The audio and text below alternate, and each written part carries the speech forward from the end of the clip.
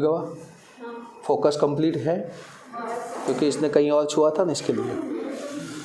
So error that effect the trial balance, ऐसी errors जो trial balance को effect करती है। कैसे पता चलेगा हमको ट्रायल बैलेंस को इफेक्ट करती है, वो कैसे पता चलेगा? या ट्रायल बैलेंस का दोनों साइड का टोटल क्या नहीं रहेगा, पहले भी मैंने बताया ना, यस या नो? ओके, सो उसमें देखते हैं फर्स्ट इफेक्ट देखते हैं कि भाई लेज़र पोस्टिंग में होती है बट जो ट्रायल बैलेंस को इफेक्ट करती है ऐसी एरर 2 टाइप्स की होती है, वो हम सॉल्व करते हैं, वो 2 वे से करते हैं। फर्स्ट, फाइनल अकाउंट बनाने से पहले, क्या बनाने से पहले? फाइनल अकाउंट्स बनाने से पहले अगर हम एरर फाइंड करते हैं और उसका सॉल्व करते हैं तो यानी कि रेक्टिफाइंग करते हैं तो उसकी एंट्री चेंज रहेगी। एंड फाइनल अकाउंट्स बनाने के बाद हम एरर फाइंड करते हैं और उसको रेक्टिफिकेशन करना है तो उसकी एंट्री अलग से रहेगी। तो देखो, अगर फाइनल अकाउंट्स बनाने से पहले हम एरर फाइंड करते हैं और उसको रेक्टिफाई करना है तो जो एरर होती है वो एरर में जाके ही कर दो। फॉर एग्जांपल पोस्टिंग में प्रॉब्लम है तो वहाँ जाके ही डायरेक्टली सॉल्व कर दो, डायरेक्टली हो जाती है। बट फाइनल अकाउंट्स हो जाएगा, प्रिपेयर कर दोगे, उसके बाद अगर आपको एरर डिटेक्ट हुई और उसकी रेक्टिफिकेशन करनी है तो उसके लिए डायरेक्टली नहीं होता है, उसके लिए कंपलसरी सस्पेंस अकाउंट बनाना पड़ता है। लास्ट मैंने सस्पेंस अकाउंट के बारे में बताया था। सस्पेंस अकाउंट किसको बोलते हैं? अगर ट्रायल बैलेंस का दोनों साइड का टोटल मैच नहीं हो रहा है तो टेम्पररी बेस पे दोनों साइड का टोटल मैच करने के लिए जो अलग से एक अकाउंट्स बनाया जाता है, it's called a suspense account. और जब फाइनल अकाउंट्स कंप्लीट हो जाए उसके बाद जब हम एरर का रेक्टिफिकेशन करेंगे तो एरर का रेक्टिफिकेशन में क्या होगी कि कुछ एरर्स ऐसी होगी जिसकी सिंगल एंट्री होगी। कितनी एंट्री होगी?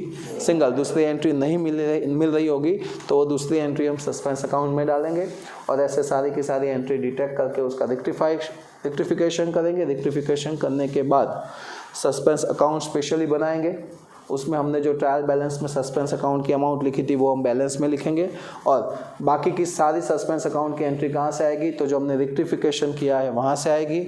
उसका लेज़र पोस्टिंग करेंगे रेक्टिफिकेशन में और लेज़र पोस्टिंग करने के बाद सस्पेंस अकाउंट्स का दोनों साइड का टोटल सेम होना चाहिए। अगर सेम हो जाता है तो आपने सारी की सारी एरर्स फाइंड करके रेक्टिफिकेशन कर दिया है। अगर इसमें भी बैलेंस आता है वापस तो फिर क्रॉस करके फिर से नया स्टार्ट करो, वही का वही सा। गलत है। Is that clear? बट ये इतना सारा सब कुछ बोला, किसी के दिमाग में गया, किसी के पल्ले ही नहीं पड़ा है।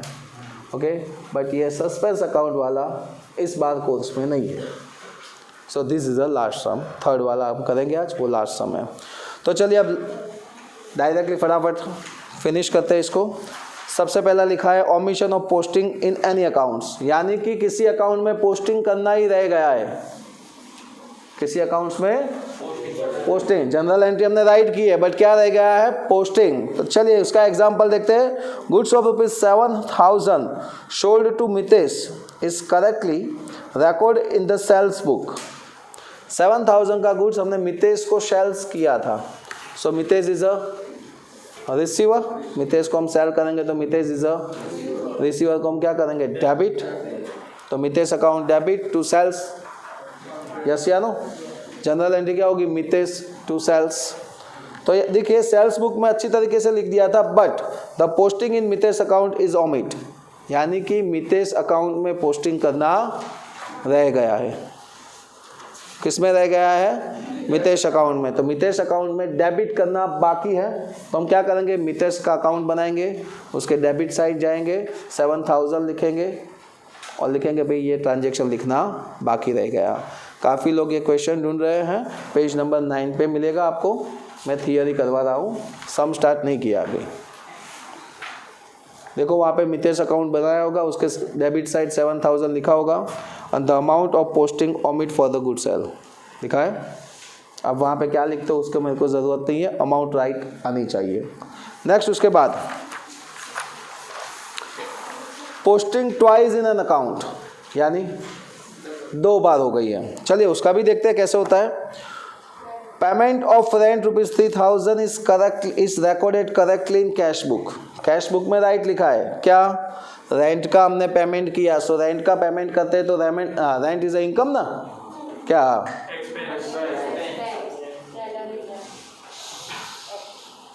Rent is a expense, expense always क्या होता है, डेबिट। चलिए देखते हैं, तो इसको कैश बुक में सही तरीके से लिखा है, but by mistake it is a debited twice in rent account, rent account में एक ही बार डेबिट करना था, बाय मिस्टेक एक ही बार डेबिट करना था, बाय मिस्टेक कितनी बार हो गया, 2 टाइम्स हो गया। तो अब क्या करेंगे, 1 टाइम ज़्यादा किया है ना डेबिट, तो उसको क्या कर देंगे, ऑपोजिट यानी कि क्रेडिट कर देंगे। तो देखो वहाँ पे बनाया होगा रेंट अकाउंट, उसके क्रेडिट साइड लिखा होगा, अमाउंट कितना है, इज दैट क्लियर, रेक्टिफिकेशन किया उसका।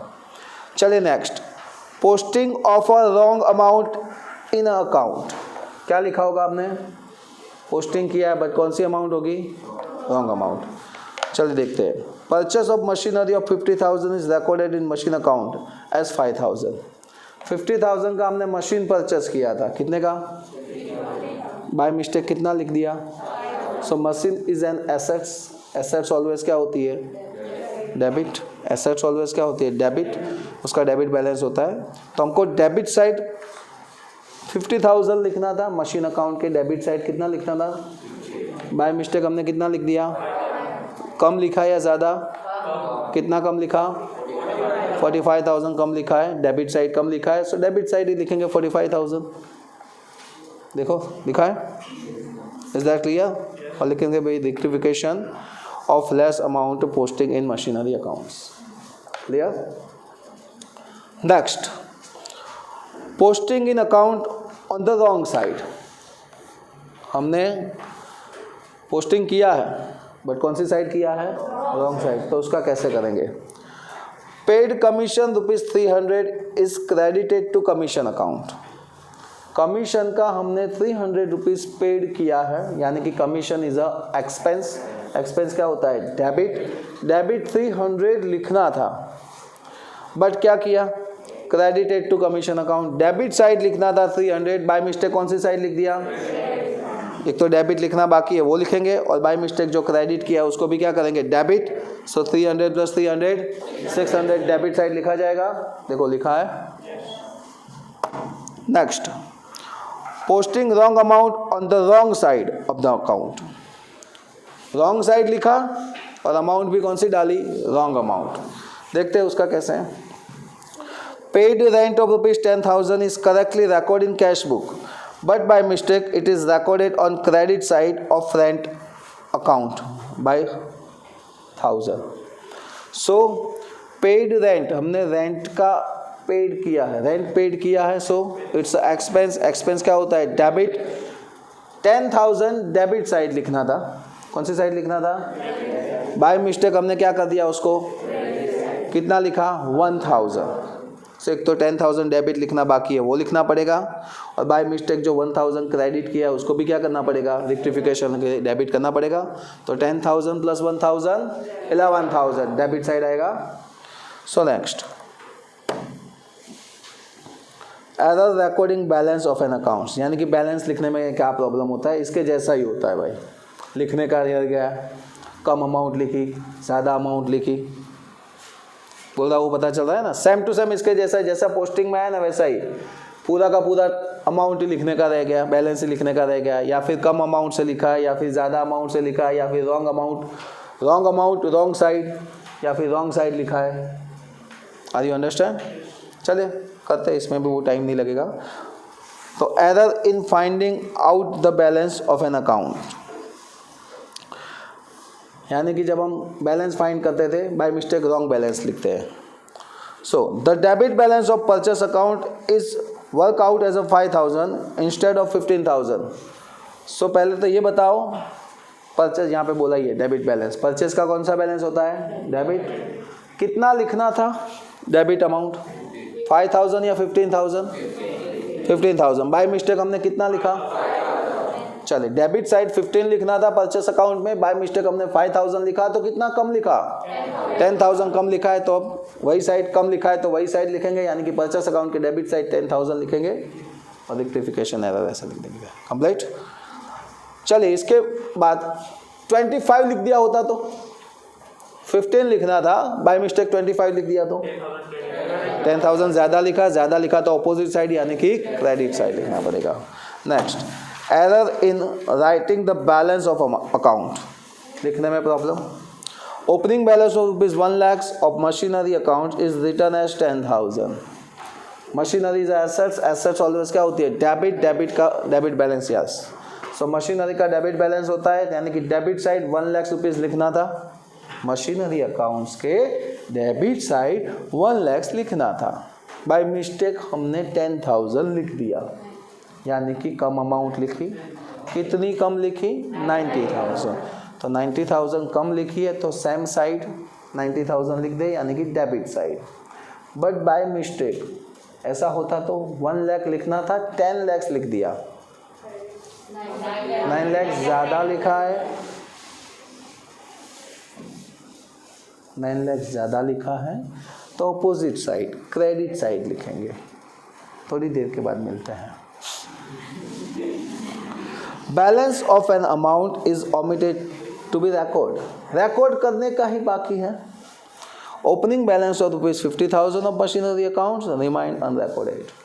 50,000 का मशीन अकाउंट लिखना ही रह गया ट्रायल बैलेंस में। So machine is assets, assets always क्या होती है, डेबिट। सो मशीन अकाउंट के डेबिट साइड 50,000 लिखना था, लिखा ही नहीं है तो अब क्या करेंगे, लिख देंगे भाई। नहीं लिखा है तो लिख देंगे, उसमें क्या है, तो टेंशन मत ले। Balance of an account is return on wrong side, चलो रॉन्ग साइड लिख दिया। यही मैं लेता हूँ कि 50,000 मशीन अकाउंट का बैलेंस 50,000 था, बाय मिस्टेक वो क्रेडिट साइड लिख दिया। सो 50 डेबिट लिखना था, बाय मिस्टेक कौन सी साइड लिख दिया, तो डेबिट लिखना है, वो बाकी है, बाय मिस्टेक क्रेडिट किया, उसको भी क्या करना पड़ेगा, डेबिट। तो 50 + 50 1 lakh debit side. And last one is balance wrong side wrong amount में लिखा है, तो यही लेते हैं वापस। मशीन अकाउंट के डेबिट साइड 50,000 लिखना था, बाय मिस्टेक क्रेडिट साइड 5,000 लिख दिया। रेक्टिफिकेशन करिए, डेबिट 50 लिखना बाकी है, बाय मिस्टेक क्रेडिट 5 लिखा तो उसको भी क्या करेंगे, debit 50 + 5। Clear? Now illustration number 3। इसमें आपको अकाउंट्स बनाने की ज़रूरत नहीं है, आप डायरेक्टली देखो पीछे आंसर दिया है, डायरेक्टली ऐसे ही रिटर्न करना है। Is that clear? So now number first, total of goods return book is under cast by 800। अब इसमें कौन सी बुक है वो नहीं बोला है, देखा, goods return, it's a purchase return. यहाँ पे आप लिख दो total of goods purchase return book, this is a purchase return book. या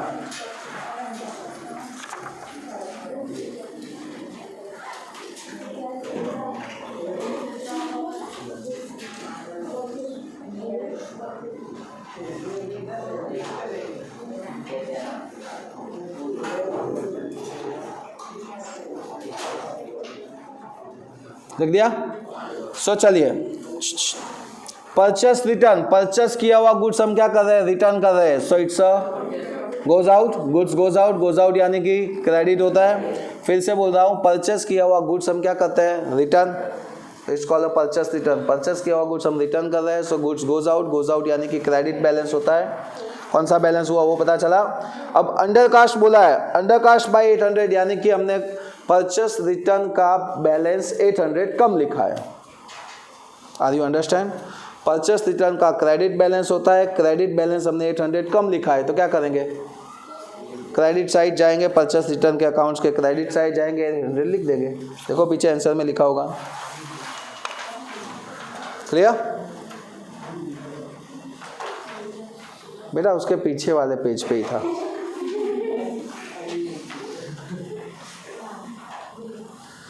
कभी कभी क्या होता है, कुछ को कुछ तंगी रह जाती है ना, तो कभी कुछ बेच तो नहीं सकते हम, तो किराए पे दे देते हैं।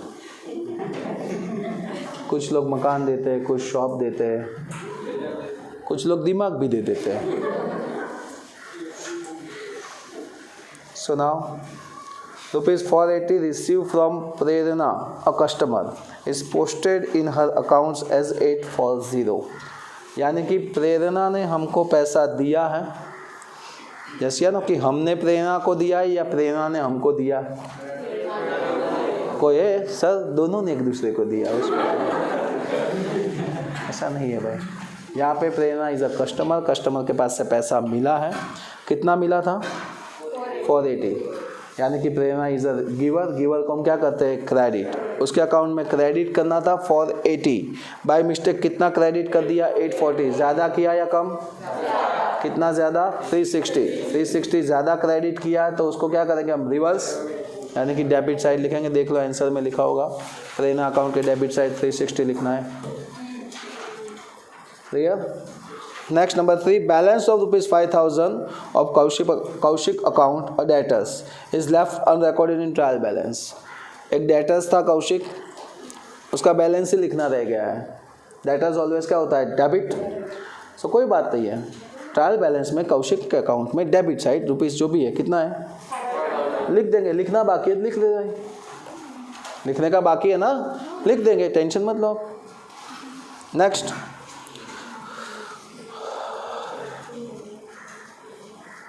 ध्यान से पढ़ना बेटा। ₹900 paid to Manan a supplier, ₹900 paid to Manan a, यानी कि हमने मनन को दिया, राइट। वो इज मनन, यानी ट्रेडर्स जिसके पास से हम गुड्स परचेस करते हैं वो। So is recorded correctly in cash book, वो ट्रांजेक्शन कैश बुक में करेक्टली लिखा है। मनन इज अ गिवर के receiver,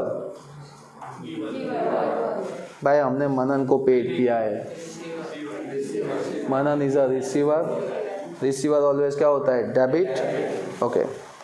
but by mistake it is credited to his account, debit करना था, बाय मिस्टेक क्या कर दिया, कितना रुपीस 900 डेबिट करना था, बाय मिस्टेक हमने क्या कर दिया क्रेडिट, एक तो डेबिट बाकी है वो कीजिए, बाय मिस्टेक क्रेडिट किया उसको भी क्या करेंगे debit, so 900 plus 900। Now number 5, salary paid ₹1000 is debited twice to salary accounts. So salary paid किया तो उसको डेबिट ही करना पड़ेगा, दैट्स राइट। 1000 रुपीज़ डेबिट करना था, बट हमने कितनी बार कर दिया 2 टाइम्स डेबिट कर दिया, तो अब 1 टाइम्स क्या करेंगे, ओके। तो सैलरी अकाउंट के credit side, is that clear. Next, wages paid ₹3000, sorry number 6, 2500 the balance of drawing account is shown in the credit columns of the trial balance. अब देखो ड्राइंग का ऑलवेज कौन सा balance होता है, तो डेबिट साइड 2500 लिखना था, यस या नो। बाय मिस्टेक हमने कौन सी साइड लिख दिया, एक तो डेबिट 2500 लिखना है वो बाकी है, बाय मिस्टेक क्रेडिट लिख दिया, तो डेबिट लिखेंगे और क्रेडिट जो किया है उसको भी क्या करेंगे डेबिट, सो डबल अमाउंट, कौन सी side debit side. Now number 7, wages paid 3000 are recorded correctly in the cash book but are not posted to wages account. So wages paid किया, so wages is expense, expense always क्या होता है debit, तो wages account के debit side कितना लिखना था 3000, वो लिखने का क्या है बाकी है, लिख देंगे वेजेस अकाउंट के कौन से side debit side. Number 8, debit balance of rent account ₹850 is return as a credit balance of ₹540 in the trial balance. So rent account का डेबिट बैलेंस लिखना था 850, कितना लिखना था डेबिट साइड 850 लिखना था, बाय मिस्टेक हमने क्रेडिट साइड कितना लिख दिया 540, एक तो डेबिट बाकी 850, क्रेडिट किया उसको भी क्या करना पड़ेगा debit 540, 850 plus 540 1390। 9, 250 paid for general expense posted to that account as 140। तो चलिए जनरल एक्सपेंस हमने किए थे 240 लिखना था, expense is a debit, yes या नो। सो जनरल एक्सपेंस के डेबिट साइड 240 लिखना था, बाय मिस्टेक हमने कितना लिखा 140, ज़्यादा या कम, कम लिखा, कितना कम लिखा 100 रुपीज़, अगर कम लिखा है तो same size. And last number 10, opening balance of cash account ₹1500 is brought forward as a 1050। Opening balance of cash account, cash account का ऑलवेज कौन सा बैलेंस होता है डेबिट, तो डेबिट साइड 1500 लिखना था, कितना लिखना था बाय मिस्टेक कितना लिख दिया, कम लिखा या ज़्यादा, कितना कम लिखा, कौन सी साइड कम लिखा, डेबिट साइड 450 लिख देंगे। क्लियर। बस बहुत हो चुका।